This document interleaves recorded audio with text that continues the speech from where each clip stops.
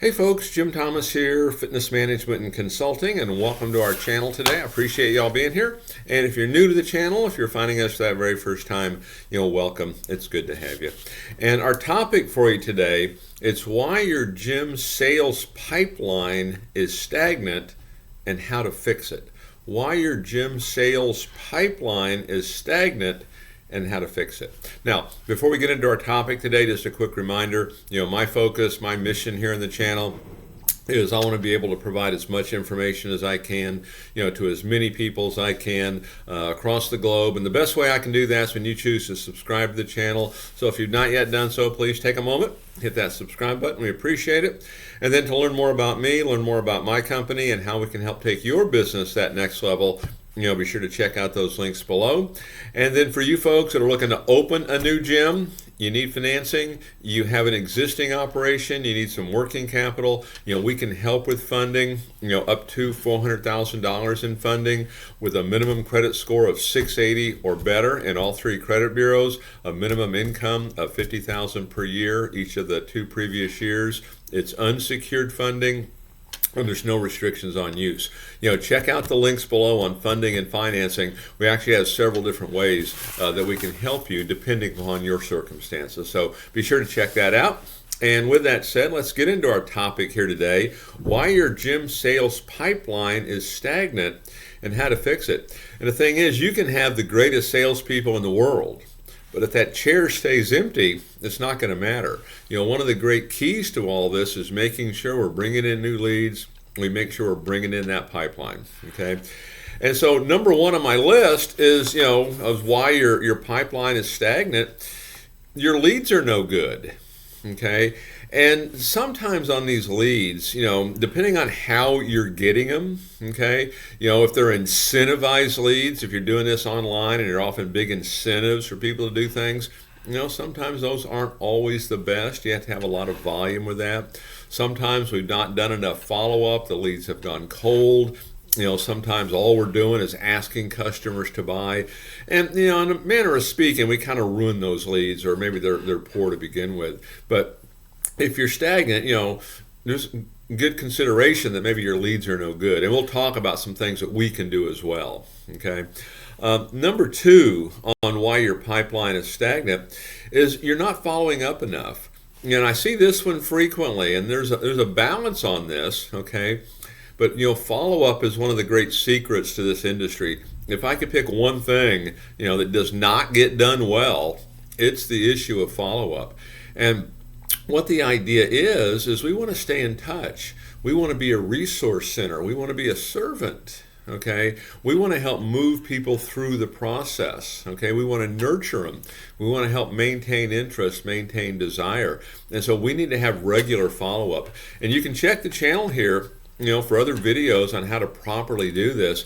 Follow-up's one of the great secrets. I can tell you this, when I get involved in clubs that maybe do not have a strong follow-up system and we implement a strong follow-up system, in many cases they'll have as much as a 20% increase in sales production just because they're taking advantage of all the leads that they have, but they're doing it in a proper manner. Because what you don't want to do is, hey, do you want to join? Hey, do you want to join? That's not really going to move them through, what I would call cold to sold. So you have to be following up. You have to be staying in touch.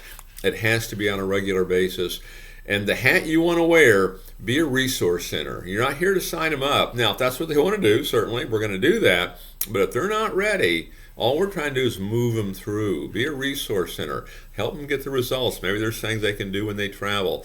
Maybe there's things they can do at home. Maybe there's good eating schedules you can give them.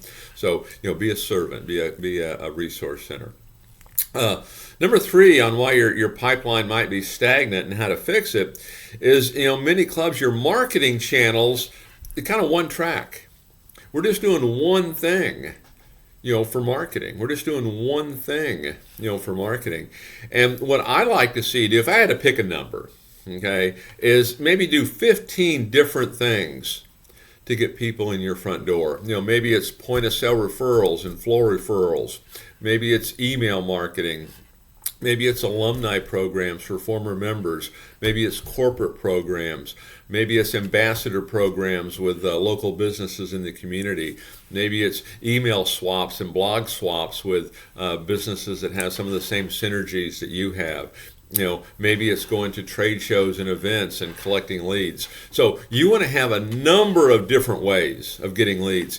If you only have one source or two, and this is what I see predominantly, if you only have one or two sources of getting leads, you're kind of all in on that one, and if for any reason that tilts a little bit, it's going to affect you, okay? And, one of the things, too, I'm going to give you another comment here on multi-marketing channels, okay, is think about referrals for a second. And we've had a lot of success with this because you want to have a good, strong point of sale referral program.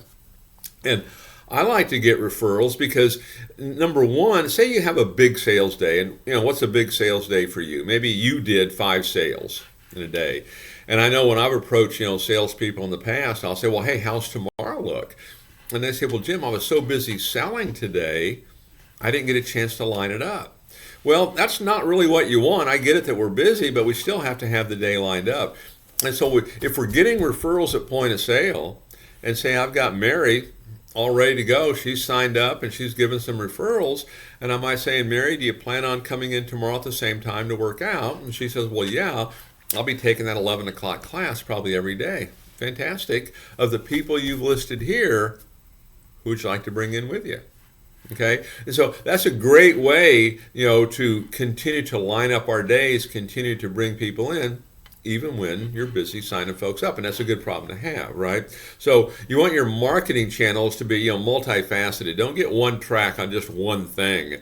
You want to have multiple things that you can do. Number 4 is, we're not enabling our sales team. We're not enabling our sales team. And so in talking about your sales team, yes, they're in sales. But the lion's share of that job really is prospecting, and it's getting people in that front door. And I would give every consideration to having some kind of a quota, some kind of an expectation of how many new leads are each person expected to generate per day. Okay, could be from referrals, could be from external marketing, a host of things you can do. But how many leads are they expected to bring in every day? Because you can't make the phone call, you can't get a hold of somebody, you can't make the appointment, you can't get them to show up, you can't get them signed up unless you've got the lead. Okay, and so how many leads? I know in bigger facilities, a lot of times, we'll have a quota of 10. Each person needs to bring in 10 people a day. If you're working 20 days, that's 200 new leads per person. And so we want to train our staff up on how to do this. And the thing to always remember, don't lose sight of the basic fundamental of selling. This is all selling, okay? Solving problems, providing solutions, value needs to exceed price. Make sure all that, is going to be at the forefront. Number 5, provide scripts. Provide scripts. And so let's just talk, you can talk about, the outbound call, which is where I want to go with this. And you can check the channel here for how to make an outbound call. We have some information for you on how to do that properly. But, scripts on point of sale referral scripts, scripts on rebuttals when a person says, well, hey, I'm really not interested in joining right now. How do we handle that? You want scripts for everything.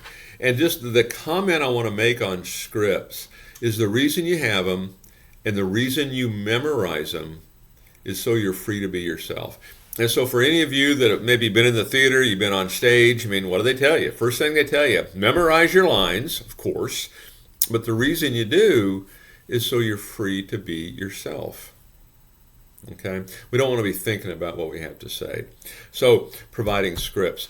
Now, the thing I want to comment on these scripts is, thinking about, the outbound call script, okay, and knowing what we want to say, and even anticipating, hey, what are some questions that we anticipate, and how are we going to answer those, if the customer brings those up. Don't just wing it. Don't just wing it. All you're going to end up doing is you're looking for folks that are interested, it can get very discouraging, for the person making the calls or doing the follow-up, and trying to get the leads. But make sure you have scripts on all of this, okay? And again, you can use the channel here for a number of ways to get that done for you. Number 6, make sure you're using a CRM. Okay, a customer relations management software. And most all of the billing companies have that. Okay, I know there's some, I talked to some gyms that do not have a CRM, and literally they're putting this stuff in an Excel spreadsheet, they're writing it on a legal pad. Get yourself a CRM. If you don't have one, if the budget just doesn't allow it, do a search. You can do an online search for a free CRM, and you can find that. But the benefit of the CRM, if you're using those things properly, it will prompt you every day of who needs to be called. And if you're the person supervising this, you can look and see who was called, what kind of notes do we have. Are we really solving problems for folks, or are we trying to sell memberships? Okay, certainly the end game is to sell a membership, but you lead up to that by solving problems, providing solutions, establishing value. Number 7 on my list of why your gym sales pipeline is stagnant and how to fix it, you can't handle objections. See this one a lot, okay? Then one of the more common things that I see is we're on the phone and the person says, well, I'm really not interested in joining right now. Okay, and it's the biggest probably fail that I see when we're on the phone. And the answer is, Mary, I understand. I wouldn't expect you to be ready to join right now.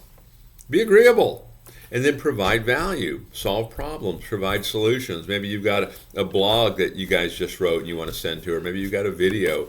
Maybe you got some special information for, or some ideas on things that she can do at home. Okay, be a servant, be a resource center to them. But learn how to handle sales objections. And I can share with you that one of the more powerful tools is learning to be agreeable.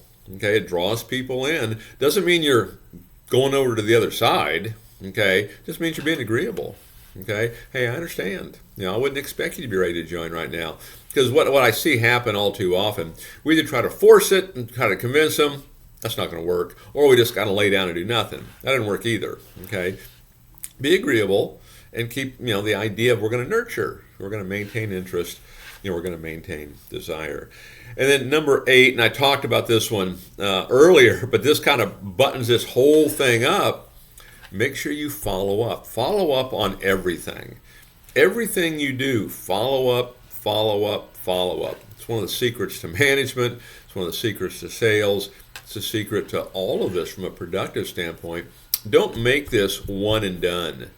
I see so many clubs that have so many leads and they're just not following up. And I can give you an example of a club I got involved with at one time, and they were doing, as a club that probably should have been doing 150 sales a month, and they were doing 75, really struggling, and got in there, and they had a lot of leads, and the staff, really wanted to do it. They just didn't know how, and they were calling once or twice, and that's all they had.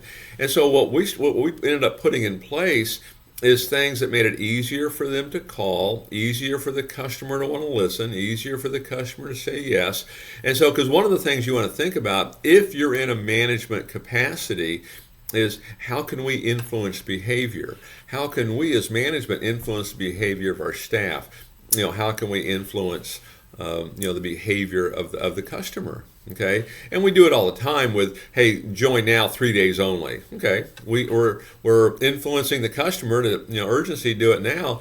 Maybe a sales contest with your team between now and end of the month. You do this, you get this. Okay, we're influencing behavior. Those are some examples, and there's plenty of other things you can come up with too.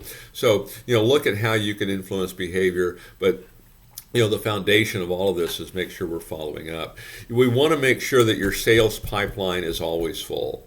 Okay, a lot of clubs can have a good run of selling, a good run of new signups, and then they just go flat. And the reason they do is their pipeline dries up. So take a good look at that. So, folks, again, my name is Jim Thomas. My company is Fitness Management and Consulting. Appreciate you being here at the channel today. And if you've not yet done so, please take a moment, hit that subscribe button. We appreciate it. And then to learn more about me, learn more about my company and how we can help take your business that next level, be sure to check out those links below. And then for you folks looking to open a new gym, you need financing, you have an existing operation, you need working capital, we can help you with funding up to $400,000. It's unsecured, no restrictions on use. You can use it any way you want to. And minimum credit scores of 680 or better. The higher the score, the better, obviously. And minimum income of $50,000 per year each of the 2 previous years. You can check out the links below under financing and funding for that. And we appreciate y'all being here on the channel today, and we look forward to seeing y'all in that next video.